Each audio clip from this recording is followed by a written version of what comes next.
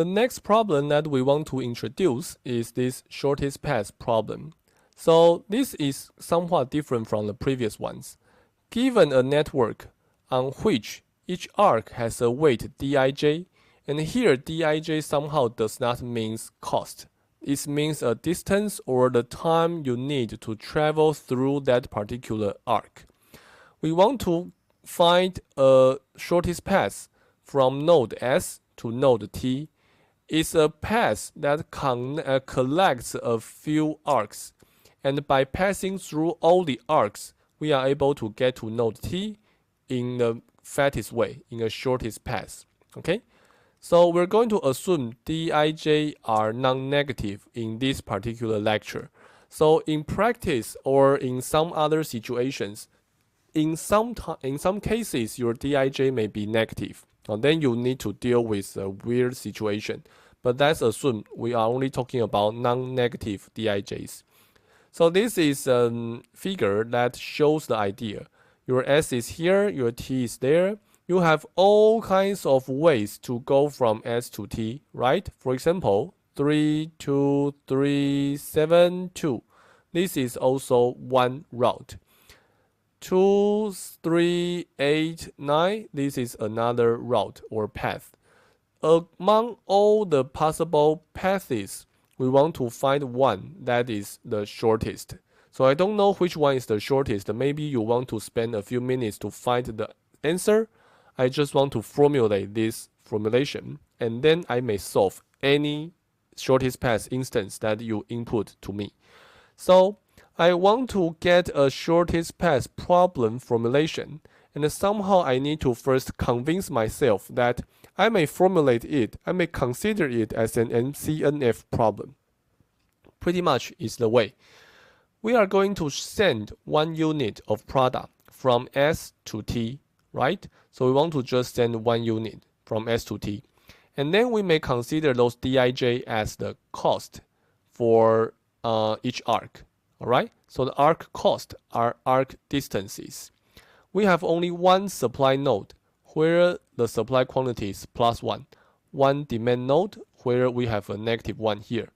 All others are transshipment nodes, right? So we have 0 as the supply quantity.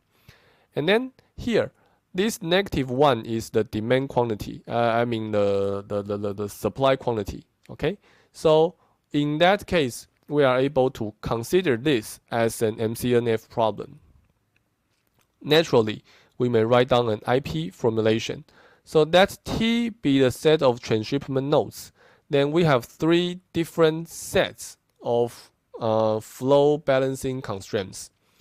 At the initial point S, it's going to be the case that among all those outgoing links, one of them must be selected. Okay, one of them must be selected. And then for the destination T, is pretty much the same. Among all those incoming arcs, we would have one to be selected as our route. Alright?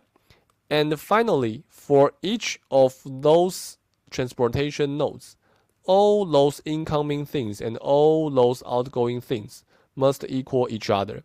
If you say I want to choose the path to go into this route, into this node, there must be another outgoing link selected to be the outgoing direction. Okay? So this happens if you have an entering link, or it's also possible that you have nothing enter, then you cannot have anything outgoing. So pretty much after all of this, we may set our Xij to be binary. And then basically we are saying that we want to select a few arcs to get connected to satisfy those flow balancing constraints and eventually minimize the total distance. Okay? Then again, this would be totally unimodular. If we split the one group to have the node T and another group for node S and T, capital T. Okay?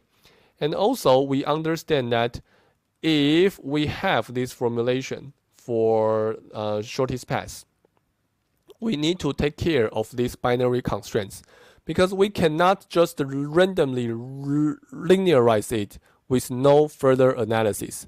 If we just randomly linearize it, we need to make sure that it does not generate a solution that we cannot execute, right?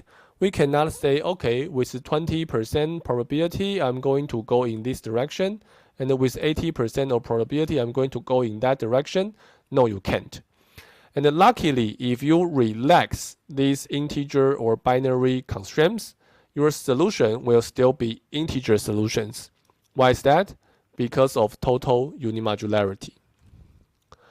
The last one we want to introduce is the maximum flow problem. So for maximum flow problem is the following. We have a network where arcs have capacity instead of cost. So they don't have cost, they have capacity. We want to ask how many units may we send from a given source node to a destination node. Okay, so the idea is from S to T.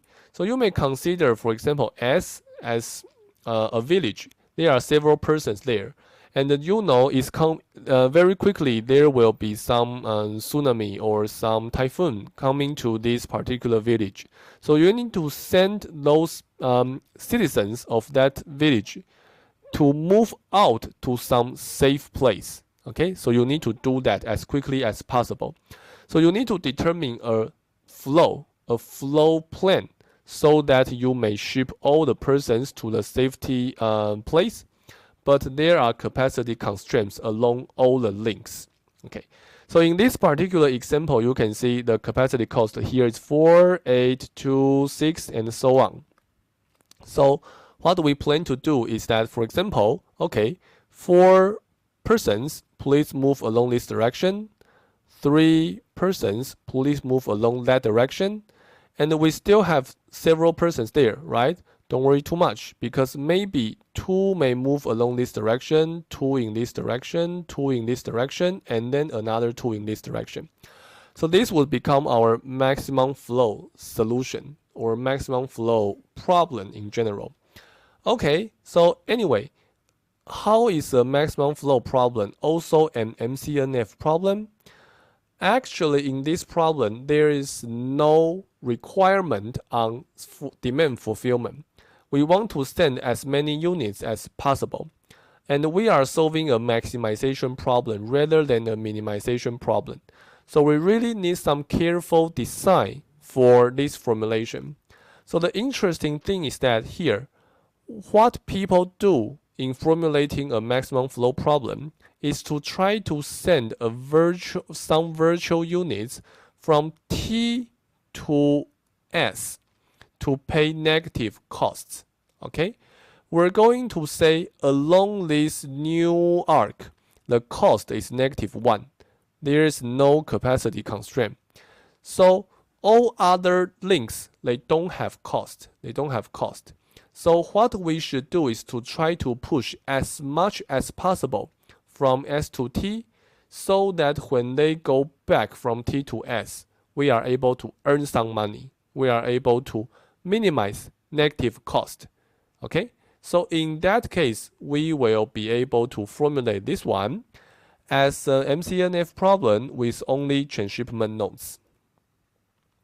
So if we write down the formulation, it's pretty much the same as previous ones. Now, what we care the most is XTS as the flow size for the added arc TS, and the cost is considered to be -1. So we try to minimize negative TS, XTS, but you cannot get XTS for free. From T to S, if you want some flow, you need to have some entering flow, entering into node T, and so on and so on. All the nodes are transshipment nodes. So for all the nodes, you have the same format of flow balancing constraints. You now have those capacity constraints, and you require all the values to be integers. That's fine, because you will get integer solutions for free. So lastly, I want to complete our reduction map or reduction relationship. Previously, we're here. Okay, we say assignment is a special case of transportation. Transportation is a special case of transshipment, and transshipment is a special case of MCNF. So by some analysis, we may still say that the shortest path problem is a special case of our transshipment problem. Why is that? So first, in a shortest path problem, you have one supply node, one demand node, and all others are transshipment nodes. Okay? So this is one kind of transshipment problem where your supply and demand nodes are special. You have only one supply nodes, one demand nodes, and the supply and the demand quantities are just one. Okay? So in that case, you are still solving a transshipment problem. And then finally, a maximum flow problem is not a special case of transshipment, not a special case for shortest path. It is a special case for MCNF. All your links, all your original links, they don't have capacity or they don't have cost. You have one additional link where you have -1 as the cost. And then you minimize the total cost by trying to send as much as possible from S to T. So that's pretty much the end for today's lecture. We are talking about all these network flow things.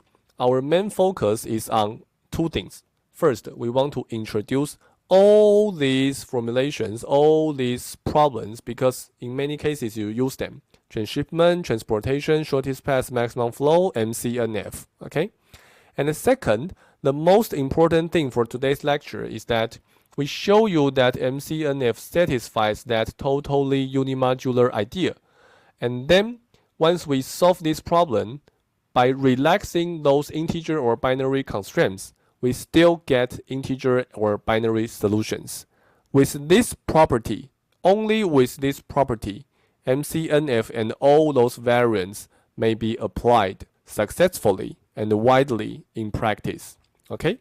So hopefully after today's lecture, we all appreciate this nice property. Okay, that's it. Thank you.